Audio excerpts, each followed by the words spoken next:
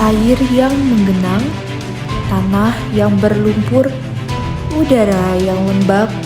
Ini adalah lahan basah, ekosistem unik tempat air dan tanah bertemu, menciptakan kehidupan yang subur namun penuh tantangan. Lahan basah adalah surga bagi nyamuk pembawa demam berdarah dan malaria. Genangan air yang menetap menjadi tempat berkembang biak jutaan jentik-jentik. Lahan basah juga memiliki kelembapan udara yang selalu tinggi. Air yang tidak mudah mengalir dan cenderung menggenang. Tanah berlumpur dan basah hampir sepanjang waktu. Kondisi lingkungan seperti ini sangat ideal bagi vektor suatu penyakit, seperti tikus yang mencari makan dan bersarang di area lembab tersebut. Hidup di lahan basah bukan berarti harus hidup dalam resiko. Dengan pengetahuan yang tepat tentang pengelolaan air, sanitasi yang baik, dan kebiasaan hidup bersih, maka masyarakat lahan basah bisa tetap sehat dan produktif. Kami, kelompok 5 PBL Program Studi Kedokteran Program Sarjana Fakultas Kedokteran dan Ilmu Kesehatan Universitas Lambung Mangkurat, mengajak masyarakat RT 5 Sungai Bilu untuk mengetahui lebih dalam apa itu penyakit leptospirosis dan pengelolaan sampah. Mari kita dengarkan penjelasan berikut ini. Leptospirosis adalah penyakit zoonosis atau penyakit menular yang dapat berpindah dari hewan liar yang disebabkan infeksi bakteri Leptospira yang ditularkan oleh air kencing hewan yang terinfeksi. Cara penularan leptospirosis yaitu dengan masuknya bakteri melalui luka dan selaput mukosa pada mata, hidung, mulut yang ada di kulit dari air yang sudah terkontaminasi dengan bakteri yang dikeluarkan melalui air kencing hewan yang terinfeksi. Cara pengendalian leptospirosis adalah dengan melaksanakan PHBS, perilaku hidup bersih dan sehat, memakai alat pelindung diri atau sepatu boot saat berkegiatan di lingkungan yang terkontaminasi dengan bakteri seperti banjir, air sawah, air selokan, dan lain-lain. Gejala leptospirosis diantaranya demam, nyeri otot, pusing, lemas, dan mata merah. Selanjutnya, mari kita bahas mengenai sampah di lingkungan sekitar kita. Masalah sampah menjadi salah satu penyebab pencemaran lingkungan yang juga dapat memicu berbagai penyakit, termasuk leptospirosis yang sudah dijelaskan. Sampah merupakan bahan atau barang bekas yang sudah tidak dipakai dan dibuang. Jika tidak dikelola dengan baik, sampah dapat menyebabkan pencemaran dan menjadi sumber penyakit. Bisa dilihat, ibu-ibu dan bapak-bapak dari beberapa video ini, pada beberapa rumah ada sampah di bawah rumah, di samping rumah, dan di jalan-jalan. Secara umum, sampah dibedakan menjadi 3 jenis, yaitu sampah organik, sampah anorganik, dan sampah berbahaya. Sampah organik adalah sampah yang mudah terurai oleh alam dan bisa menjadi kompos. Contohnya adalah sisa makanan, daun kering, dan kulit buah. Sampah organik biasanya dibuang ke tempat sampah berwarna hijau. Sampah anorganik merupakan sampah yang sulit diuraikan dan dapat mencemari tanah maupun air. Contohnya plastik, kertas, logam, dan botol kaca. Tempat sampah untuk jenis ini berwarna kuning. Sampah berbahaya atau sampah B3 adalah sampah yang dapat merusak lingkungan dan kesehatan. Misalnya obat kadaluarsa, lampu neon, dan alat medis. Jenis sampah ini dibuang pada tempat sampah berwarna merah. Sampah yang tidak dikelola dengan baik dapat menyebabkan pencemaran tanah, pencemaran air, polusi udara, bahkan menimbulkan penyakit dan kerusakan infrastruktur. Untuk mengatasi masalah sampah, kita perlu memahami sistem daur ulang.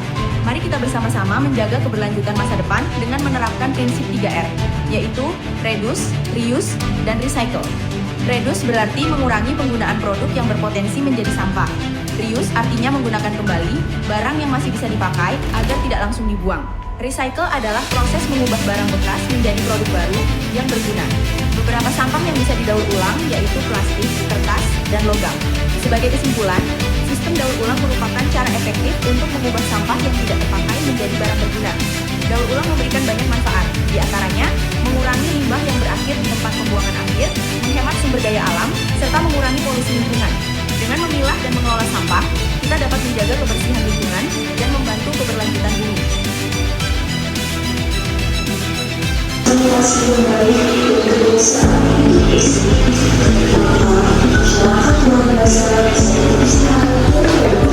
ketua RT 5 Kelurahan Sungai Bilu, Banjarmasin Timur. Kemudian kepada yang terhormat kepada seluruh warga RT 5.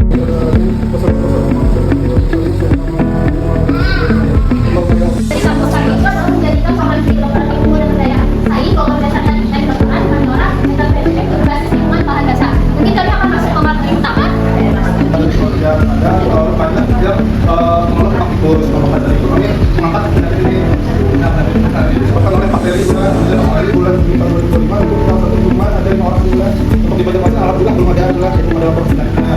Di Kalimantan Selatan itu ada 5, satu itu di Batawong, satu di Barangan, lawan 3 itu di Kabupaten Banjar. Kalau misalnya ada gejalanya mungkin bisa ringan atau berat atau ada riwayat terpapar dari air banjir atau yang becek itu dalam 2 minggu sebelum sakit bisa diobservasi juga. Tikus ini yang pertama demam tinggi. Kenapa ada demam? Karena kan tadi itu tikusnya membawa bakteri atau makhluk asing tuh yang sebenarnya ada di tubuh kita. Jadinya apa masuk ke tubuh kita? Contohnya itu kayak sekarang di dua atau kayak yang tadi ada di berita untuk virus sendiri itu adalah kegiatan pengurangan virus itu untuk menggunakan sebagai bahan bakteri yang bisa digunakan. Jadi ditekan dulu untuk sabunnya. Jadi kalau sudah satu kita tangan seperti ini.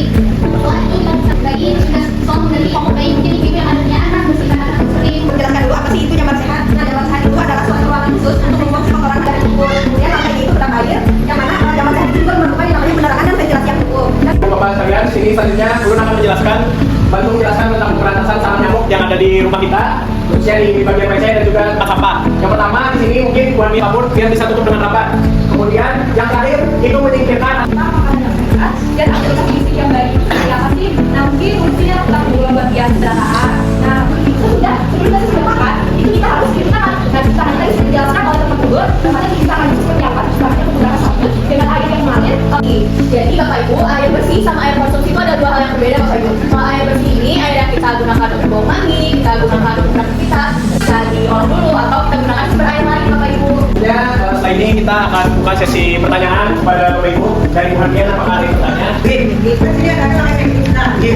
Jadi mungkin ada beberapa jenis itu yang menggunakan bau yang tadi sedang. Nah, pertanyaannya adakah solusi cara menghilangkan atau mengurangi daripada bau yang bisa